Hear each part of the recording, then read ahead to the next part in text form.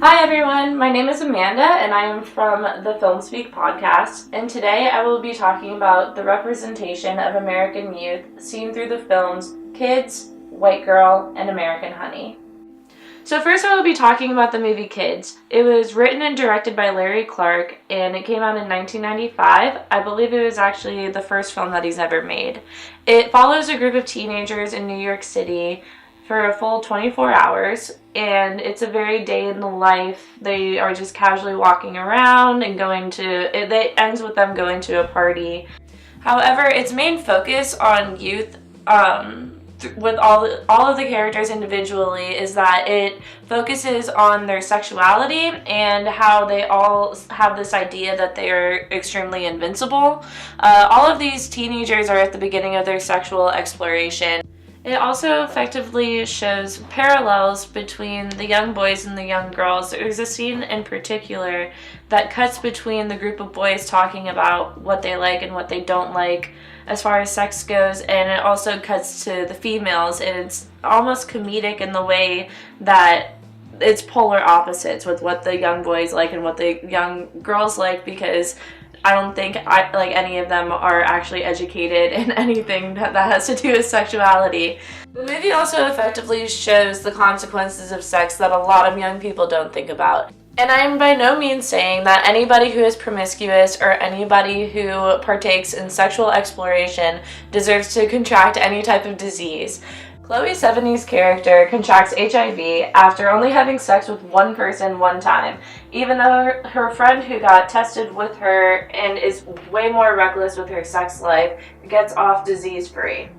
Another example of the kids in this movie not thinking about the consequences of sex can be seen with the lead actor, Leo Fitzpatrick. He is first introduced in the movie as he's in bed with a girl and convincing her to have sex for the very first time. And it is later proved in the movie when he is trying to sleep with yet another virgin in the same exact day that this is a spiel that he's given several girls and he doesn't care about them, and it's also proven in the movie that he just sleeps with them and moves on and never talks to them again. And for these reasons, I believe that this movie was extremely effective in showing the youthful experience, even if it may be a bit dated.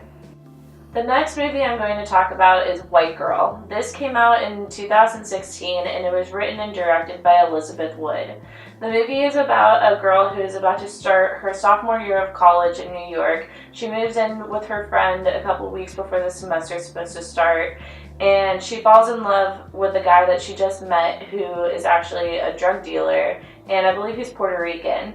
After one night of partying, something goes terribly wrong and he gets arrested, and the rest of the movie is about the absolute extremes that she goes to get him out of jail. The aspects of youth that this movie focuses on are naivety and racism. The main character, Leah, was aware of her privilege and how she looked, and using her looks to manipulate others. She also obviously had the privilege of not having to think about the consequences of her actions. The ending scene of this movie shows Leah sitting in her first class of the semester, and it just comes to show that her life is going to go on, and all of the crazy and destructive things that happen in the 88 minutes of this film were just a small chapter in her book.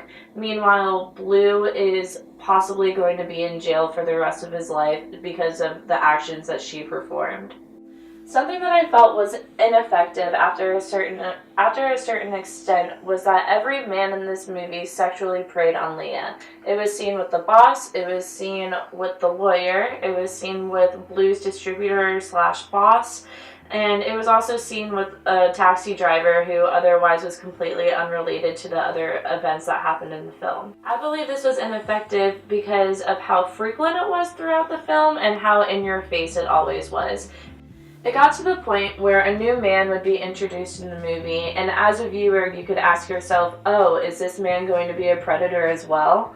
Something else that I felt wasn't very effective in the movie was how the relationships were portrayed, and I feel like this may be because of how fast-paced and how short the movie was. I felt that Leah and her roommate didn't really seem connected at all, but I also felt that the relationship between Leah and Blue also developed way too quickly for me to believe that she was as infatuated and as obsessed with him as she seemed to be for the rest of the movie. However, I think this may have been because of how thrown I was with how fast-paced everything else was in the movie. Because my friend made an excellent point that this whole quick development of this relationship between Leah and Blue may have been another effort to show how impulsive Leah was and how quick she was to make her decisions.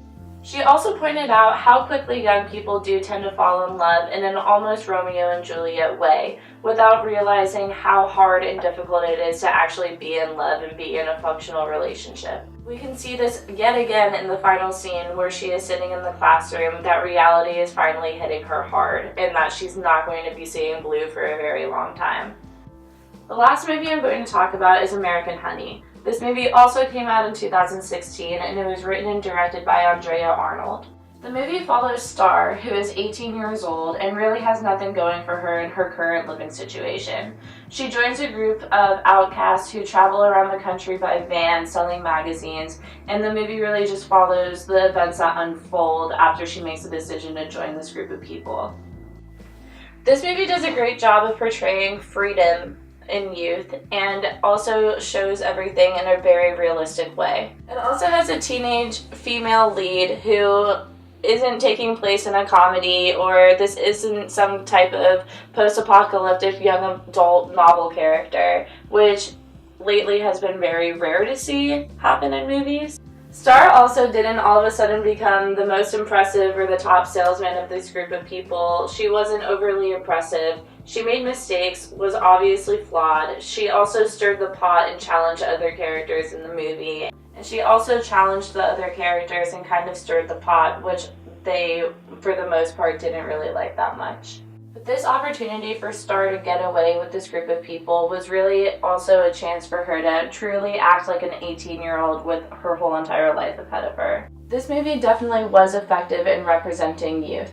This movie does not sugarcoat youth or try to show millennials as the most connected to the world generation there is. This movie focuses on a group of outcasts who really only hang out with each other, and their only outside connection is when they're trying to make sales, and it's nothing really genuine. They're just trying to get their customers to sympathize with them and give them their money. It is not a moralistic look at kids of today. It focuses on a group of kids who are impoverished and maybe undereducated, since there are points in the movies where these kids are saying things that are insensitive and incorrect. This is most evident when the girl with the blue hair is casually dropping the N-word several times in one scene. It was uncomfortable as a viewer to watch, but it was also something that could be expected from somebody who really has nothing and who had an education that didn't really expand on racial complexities and equality. These young adults are trying to make better for themselves by selling magazines and overall making their own decisions in life. The main thing that is portrayed is that these young adults have an unlimited amount of freedom, but as Star learns not only about herself, but with the people that she is surrounded by, is that none of them really have a specific dream or goal in mind, which can be super dangerous with the amount of independence that they have.